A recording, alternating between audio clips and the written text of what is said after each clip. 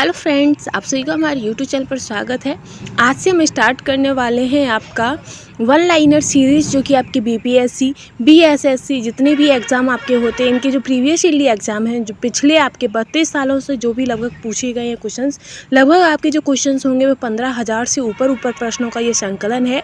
चार संकलन जो कि वन लाइनर है सामान्य अध्ययन का। जितने भी अभी तक आपके क्वेश्चंस पूछे गए हैं उन सभी का ये पूरा है। आप देख सकते हैं इसमें पूरे दिए गए हैं। 25 सेट 33 सेट टोटल ये हैं, और ये जो आपके सेट है वो 120 सेट है टोटल, ठीक है। और ये आपका विनय कुमार के द्वारा है, और साथ ही ये जितने भी आपके बिहार के जितने भी एग्ज़ाम हैं उन सभी के लिए बहुत ही ज़्यादा इम्पोर्टेंट है, ठीक है फ्रेंड्स। तो चलिए हम स्टार्ट करेंगे, ज़्यादा आपका टाइम ना लेते हुए सीधे अपनी सीरीज़ पर चलेंगे। हम डेली इसकी 50-50 क्वेश्चनों की सीरीज़ बनाएंगे। तो आज का फ्रेंड्स, तो चलिए हम अपने वन लाइनर सीरीज़ की श्रृंखला चला रखी है उसको आगे बढ़ाते हैं, जिसमें हमारा पहला क्वेश्चन रहेगा कि उस राज्य का वर्तमान नाम क्या है जहाँ नालंदा नाम का प्राचीन शैक्षिक स्थल है। तो नालंदा आपका कहाँ पर है? तो ये आपका बिहार में है, ठीक है। आगे है कि किस खेल में जासूसी पात्र पोइरोट की रचना है। तो पोइरोट की रचना किस में है? तो वो आपकी क्रिस्टी में है, ठीक है। नेक्स्ट है कि किस लेखक ने प्राचीन चरित्र जीव्स की रचना की थी। तो जीव्स की रचना आपकी वुड हाउस ने की थी, ठीक है। आगे है कि नगर कोझिकोड क्या कहलाता है। तो नगर कोझिकोड आपका कालीकट कहलाता है। क्या? कालीकट। नेक्स्ट है कि चीन की संसद क्या कहलाती है। तो चीन की संसद आपकी राष्ट्रीय जन कांग्रेस कहलाती है, राष्ट्रीय जन कांग्रेस। आगे है कि किस वर्ष प्रथम व्यक्ति अंतरिक्ष में गया था। तो 1961 में प्रथम व्यक्ति अंतरिक्ष में गए थे, ठीक है। नेक्स्ट है आपका कि एक मानचित्र में समान दाब वाली रेखाएं क्या कहलाती हैं। तो समान दाब वाली जो रेखाएं होती हैं उन्हें आइसोवारस कहते हैं। क्या कहते हैं? आइसोवारस, ठीक है। नेक्स्ट है कि किस दिवस को इक्विनॉक्स कहते हैं। तो इक्विनॉक्स आपका जो है वो 21 मार्च को कहते हैं, इक्विनॉक्स, ठीक है। आगे है कि कौन सी राजनीतिक विमान दुर्घटना में मारे गए थे। तो कौन से राजनीतिक थे जो कि विमान दुर्घटना में मारे गए थे? तो वो थे आपके संजय गांधी। कौन थे? संजय गांधी। आगे है कि पुलेला गोपीचंद्र किस खेल से संबंधित हैं। तो जो आपके पुलेला गोपीचंद्र थे वो बैडमिंटन से संबंधित हैं। आगे है कि भारत के राष्ट्रीय कैलेंडर का पहला मास कौन सा है। तो वो आपका चैत्र है, ठीक है। आगे हम चलेंगे नेक्स्ट क्वेश्चन पर। नेक्स्ट रहेगा आपका कि हमारे 5 सितंबर को किनके जन्म दिवस पर शिक्षक दिवस मनाया जाता है। तो शिक्षक दिवस किस पर? तो आपके डॉक्टर सर्वपल्ली राधाकृष्ण के जन्म दिवस पर शिक्षक दिवस को मनाया जाता है। नेक्स्ट है कि किस पुस्तक पर आधारित यूट्यूब वीडियो बहुत लोकप्रिय था। तो जो यूट्यूब लोकप्रिय था तो वो था आपका द लास्ट लेक्चर। कौन सा था? The last lecture. नेक्स्ट है कि मैकमोहन रेखा भारत तथा किस देश के बीच में सीमा रेखा बनाती है। तो जो मैकमोहन रेखा है वो चीन के साथ बनाती है, और जो रेड क्लिफ रेखा है वो आपकी भारत और पाकिस्तान के साथ आनंद सीमा रेखा बनाती है। नेक्स्ट है कि भारतीय गीत किस उपन्यास से लिया गया है। तो जो हमारा राष्ट्रीय गीत है वो आपका आनंद मठ से लिया गया है। आनंद मठ के रचयिता कौन थे? तो वो आपके बंकिम चंद्र चटर्जी थे, ठीक है।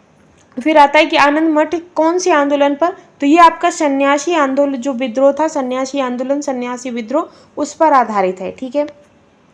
आगे हम चलेंगे कि सतपुड़ा पर्वत श्रृंखला ताप्ती तथा किस नदी के बीच स्थित है। तो जो आपकी सतपुड़ा पर्वत श्रृंखला है वो ताप्ती और नर्मदा नदी के बीच स्थित है, ठीक है। नेक्स्ट है कि तलचर कोयले की खानें कहाँ हैं। तो जो तलचर कोयले की खानें हैं वो आपकी उड़ीसा में है। आगे है कि किनके समाधि स्थल को विजय घाट कहते हैं। तो जो लाल बहादुर शास्त्री हैं उनकी जो समाधि स्थल है उसे विजय घाट कहते हैं, ठीक है। आगे है कि प्रथम बार जवाहरलाल नेहरू कांग्रेस पार्टी के अध्यक्ष किस वर्ष चुने गए थे। तो कांग्रेस पार्टी के अध्यक्ष ये आपके 1929 को चुने गए थे, ठीक है। फिर है कि भारत की प्रथम महिला मुख्यमंत्री कौन है। तो भारत की प्रथम महिला मुख्यमंत्री आपकी सुचेता कृपलानी है। आगे हम चलेंगे कि भारत में पहली बोलती फिल्म कौन सी थी। तो भारत में पहली बोलती फिल्म आपकी आलम आरा थी, ठीक है। नेक्स्ट है कि सर्वश्रेष्ठ फिल्म का राष्ट्रीय पुरस्कार प्राप्त करने वाली पहली फिल्म कौन थी। तो वो आपकी श्याम जी आई थी। क्या थी? श्याम जी आई, जिसने सबसे पहले फिल्म आविष्कार जो पुरस्कार है वो उसने लिया था, कौन सा, सर्वश्रेष्ठ फिल्म का। ठीक है। नेक्स्ट है कि किस व्यक्ति ने लोकसभा चुनाव में सबसे ज़्यादा वोटों से जीतने का विश्व रिकॉर्ड बनाया था, तो वो आपके रामविलास पासवान थे, जिन्होंने लोकसभा चुनाव में सबसे ज़्यादा वोट जीतने का विश्व रिकॉर्ड बनाया था। ठीक है। नेक्स्ट है कि किसे फ्रंटियर गांधी कहा जाता है, तो फ्रंटियर गांधी आपके खान अब्दुल गफ्फार खान को कहा जाता है। किसे? खान अब्दुल गफ्फार खान को आपका फ्रंटियर गांधी कहा जाता है। ठीक है। नेक्स्ट है कि NSAID दर्द निवारक की एक श्रृंखला है जिसमें आई का मतलब क्या है, तो इसमें जो आपका आई का मतलब है वो आपका इन्फ्लेमेटरी है। क्या है? इन्फ्लेमेटरी। ठीक है। नेक्स्ट है कि ओमेगा 3 किसका एक वर्ग है, तो जो ओमेगा 3 है वो आपका वसी अम्ला का एक वर्ग है, वसी अम्ला। ठीक है। नेक्स्ट है उस प्रथम ग्रह का नाम क्या है जिसके बारे में खोज ने बताया कि वहाँ 2 सूर्योदय होते हैं, 2 सूर्योदय होते हैं, तो वह कौन सा ग्रह है, तो वो आपका केपलर 16 है, वी है। कौन सा है? केपलर 16 वी। कि नालंदा अंतर्राष्ट्रीय विश्वविद्यालय का पहला कुलपति किसे नियुक्त किया गया था, तो इसकी जो नालंदा अंतर्राष्ट्रीय विश्वविद्यालय है उसके पहले कुलपति आपके APJ अब्दुल कलाम को नियुक्त किया गया था। ठीक है। आगे है आपका EMI जो कर्ज के पुनर्भुगतान की संबंधित है, उसमें ई का अर्थ क्या है, तो ई का अर्थ जो है वो आपका होता है इक्वेटेड। क्या होता है? इक्वेटेड। ठीक है।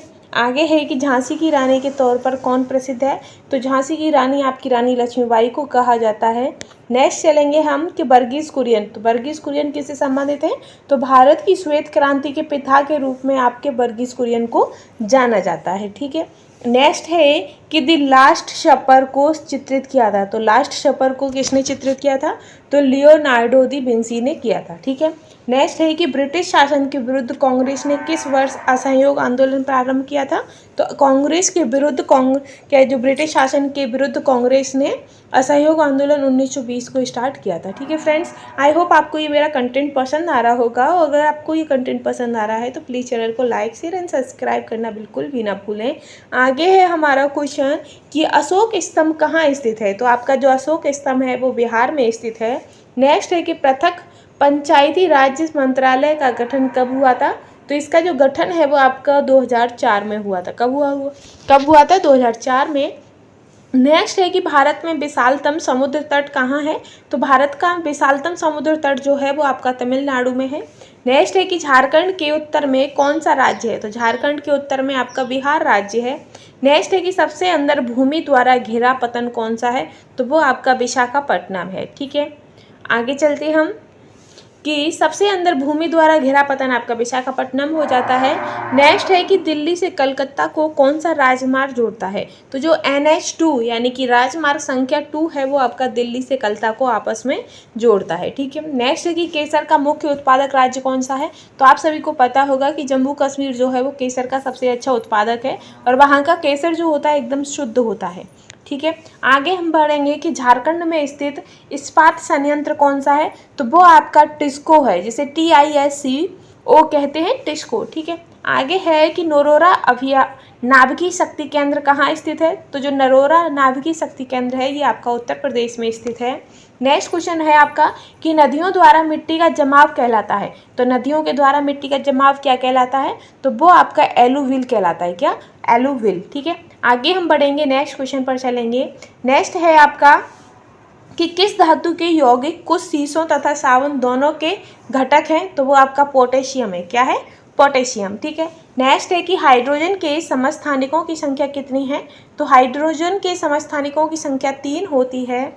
आगे है कि किस तत्व का परमाणु भार मानक के रूप में लिया जाता है, तो वो आपका कार्बन है, जिसका परमाणु भार मानक के रूप में लिया जाता है। ठीक है।